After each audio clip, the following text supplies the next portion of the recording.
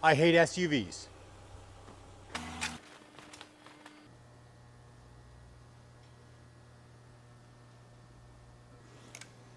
Gonna lower the Forester today. Welcome to Garb Car Garage.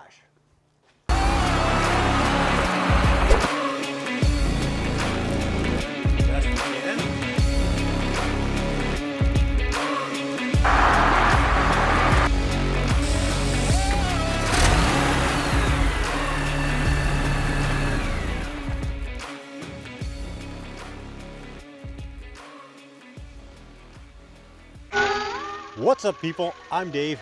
Welcome back to another episode of Garb Car Garage. We're back in the garage today, and we've got the Subaru Forester here, and today we're going to be dropping it down a couple inches. Now, I am not a fan of SUVs whatsoever. I don't know what happened to the good old family station wagon, but when we've gone to these high core handling vehicles, it drives me up the wall. You have terrible handling, body rolls out of control, so today we're going to fix that with the Forester. What I've got is a set of Bilstein B6 struts, which are going to give us really nice dampening and really good control over the road. In addition to that, we're going to be pairing it with a set of Pedders lowering springs. Now, in North America, there are none of the big companies that actually make a lowering spring kit for this vehicle. So we focused our attention to Australia, and this company, Pedders, makes a set of lowering springs right in Australia, manufactured internally within country. We've got a set of those. We'll be putting them on the B6s. We've got new mounts, new hardware, new bumpers, new bushings. This thing should be really, really good. Now, the one thing I do not have listed is the actual amount it's going to be lowered. I've read anywhere from 2.5 inches all the way down to 2 inches. So I'm hoping for somewhere in between because I don't want to slam the thing onto the ground, but I would like to get rid of the wheel gap and have really nice fitment within the wheel arches. So let's get the Subaru into the garage, get it up on the lift, and start tearing the suspension out of it. Oh, wait. First thing, let's measure the actual distance from the ground to the top of the wheel arches to see how much we're actually going to drop it. Start with the rear. So from the ground to the center of the tire, we're sitting at approximately 30 inches. And on the front, about 30 3/4.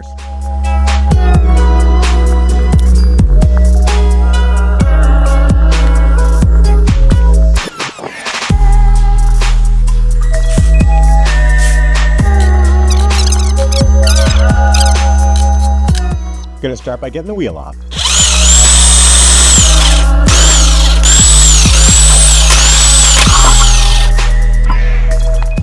This strut is original and nasty. Bolts are pretty rotten. What we've got here, let's remove the brake line, cut the main bolts retaining the strut to the knuckle. We've got the clip holding in the ABS line, and after those 4 capacitors are out, we'll be able to drop it down from the top. It should come right out of the car. So let's get to getting on. Let's start with those strut bolts. Start with the main strut bolts, which are 19s. Get a wrench on one side and a 19 mil on the other. That's one. Now there is a nut and washer on the other end. Make sure you keep those together. The bottom one. Gotta get this lower bolt moving. A little seized up in there, just a little iced up.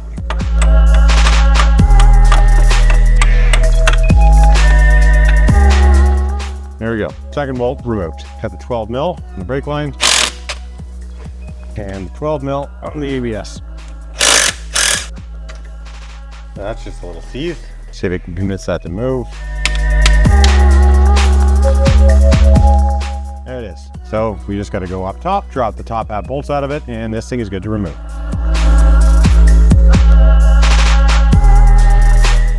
So the top strut mount uses the exact same 12 size that we use for the brake hose and the ABS. So let's get 2 of these completely removed, loosen the third one, and we'll be able to remove the strut from the bottom as we kind of loosen it, grab, and take it out without having it fall and hit anything.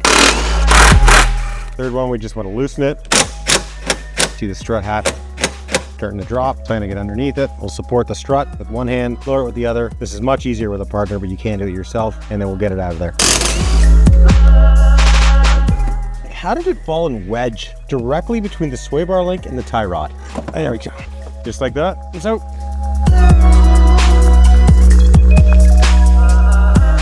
Now this is normally where we'd get these struts onto the spring compressor and disassemble them entirely to harvest the pieces that we need out of them to reuse if we were just going to be putting lowering springs on a set of factory struts. But in this case, we're going to be replacing the struts with those Bilstein B6s and replacing the springs with those Pedders lowering springs. Now what we want to do is to not have to disassemble the struts, and also reusing components. They're dirty, they're messy. We want a clean, fresh start. So we've got new mounts, new isolators, new top hats, new bump stops, I should not have to disassemble these strut assemblies at all. So we're gonna open up these Bilstein boxes, open up these spring boxes, make sure all the hardware is correct, get these into the spring compressor, and get the new struts built.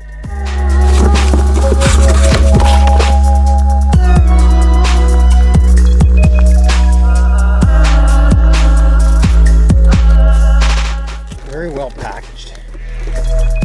Nice powder coated red, individually wrapped, individually packaged, which is usually rare. These things usually come in a giant box, so I'm really stoked about that. So let's get this in the compressor. I don't think we'll need to compress it very much. This does look like a significant drop already, just from looking at them comparatively, and that's under tension. I mean, we're almost the exact same height. So let's get this in the compressor, get it down, get the strut in it.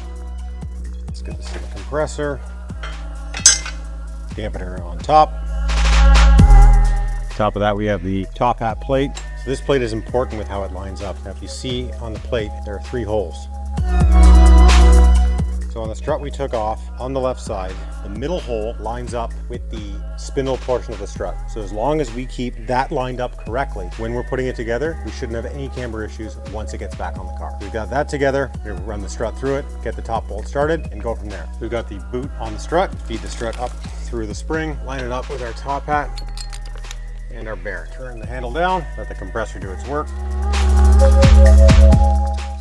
That's it, just that little bit of compression there, and I am able to get the nut started. Okay, now it says you're not supposed to use an impact, but 3/8 impact, 19 mil socket. Let's give it a couple wraps, tighten her down, and this strut's all built and ready to go. Pretty much all lined up, take the tension off of it, and this thing's ready to go back in the car. Night and day difference between the old and the new. So I have my strut fully assembled with the mount. Got a new bag of nuts. Take these nuts, put them on top, get the top hat started, get the bottom put together, get this side bolted up, and we'll fire together the back side. Yeah! Putting together my strut, looking for my 21. Why are my tools all over the place? Because I'm doing struts. Sing with me now. I'm doing struts. Starting our bolts on the top, not going to tighten them, just want to make sure it hangs so we can get all the bottom stuff connected. Okay, so it's 3 connected, and we're ready to put the rest of this thing back together. The one thing you're going to notice about the strut bolts is the top one is kind of like pregnant shape compared to the other one. Now the reason for this is the top one is in the center, so this will allow you to adjust camber in and out. So you got to make sure you put that one back with the washer on top and the non-eccentric one on the bottom. You can't really mess it up because the strut hole is actually slotted, so it can only go in one way. Get this side bolted up with the ABS harness and the brake hose, and move to the other side, and that'll be off to the backs.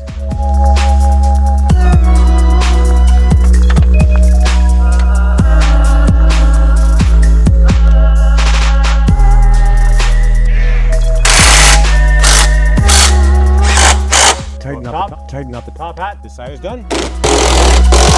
Side 1 done. Let's move over to the passenger side.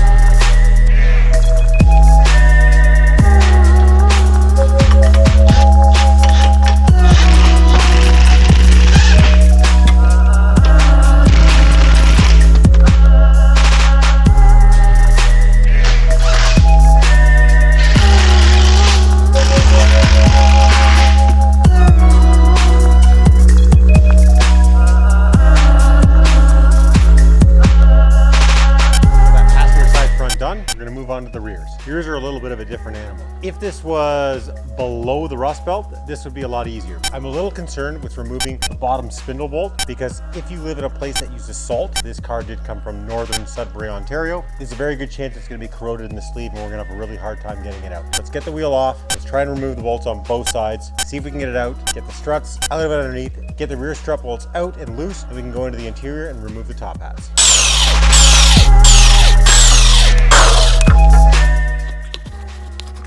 Wheels are off. Let's get it to go up so we can see better underneath.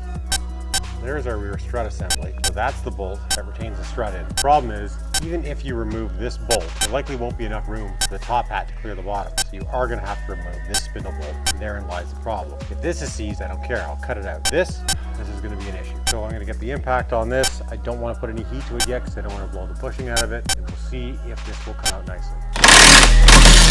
That is a good sign. That spinning means that that bolt is free inside the strut bushing. Let's hope we get the same luck on the spindle. Oh, lucky. That's great. So both of these have come loose and this should not be a problem, partially dropping this control arm. Now it does suggest taking that stabilizer link off as well. I don't want to. I'm going to see if I can squeeze it out without having to do that. Well, let's get a wrench on these, make sure the bolts do come out, then we'll move on to the other side. We're going to try and convince the bottom bolt out of there with a hammer. Bolts out, let's get on to the other side. Hopefully they come out as nicely.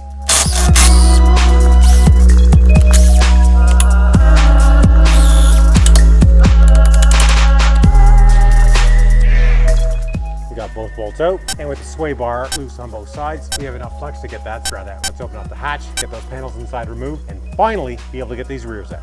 So we have to remove all the lower portions of the interior to be able to access the bolts at the top of those struts.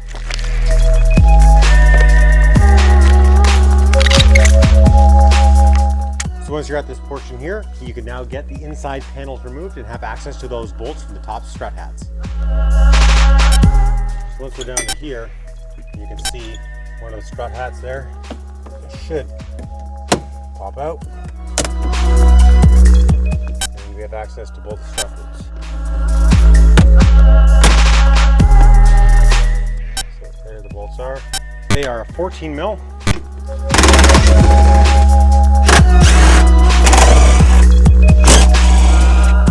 Okay, let's go back underneath and get these struts removed.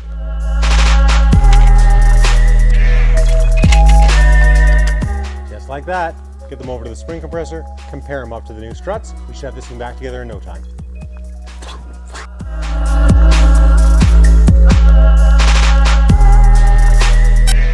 So I ran into my first problem here. I am gonna have to disassemble these rears. As much as I thought I had, every single part you could possibly want for them. These rubber isolators are not included with any of the kits. It's not a huge deal. The compressor, remove the top mount, take the isolators out, and then I can clean those up and put them on the new struts. One extra step, but not too bad.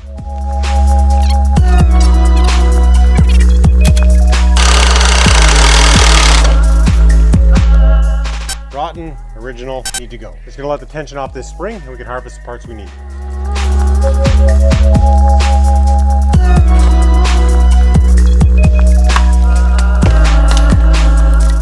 All that for this. Unlike the fronts, there's a little more components to the rears. As you can see, there's no perch on it. Mounting instructions. This is what I'm after. So there's the lower perch and the hardware that goes with it. Let's get the perch on the strut, let's get the strut into the compressor, and we can get this thing installed.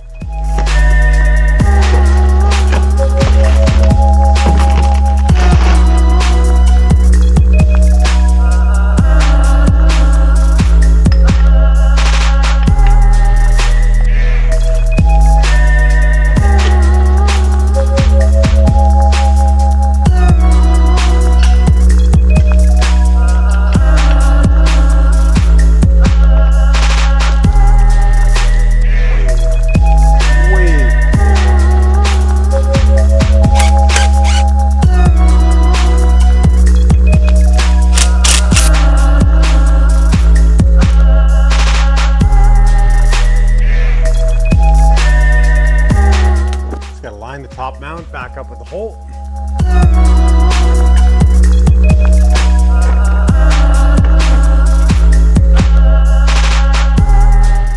I am going to give the bolts a touch of anti-seize on the body of them, and this is going to prevent them seizing in that bushing in the future.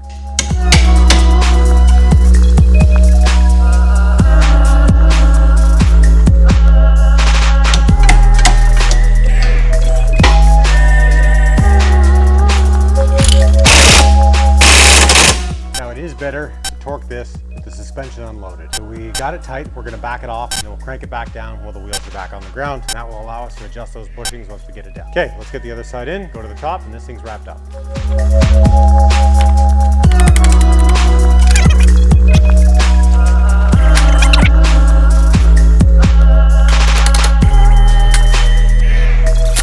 All the lower control arm bolts, all the lower strut bolts are tightened, well, tightened enough where we can actually set the bushings correctly on the ground. We're gonna get the wheels back on the car, get it dropped on the ground, we'll tighten the bolts up, we'll see exactly how much we've dropped. Well, actually, you know what? We're not gonna do that today. We're gonna drive it for a few days, let the springs settle, and then we'll tell exactly what the ride height is afterwards. So let's get these wheels on, and we'll see you back in a couple days.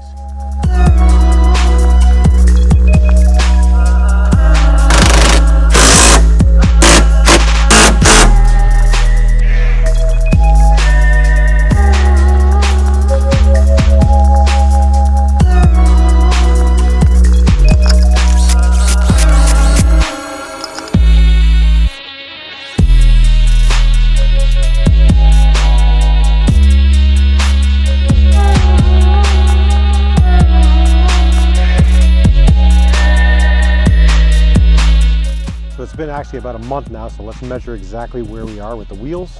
So we're at the front strut dust 2, about 28 3/4 inches. Move on to the back. Rear wheels, sitting there about 29 inches.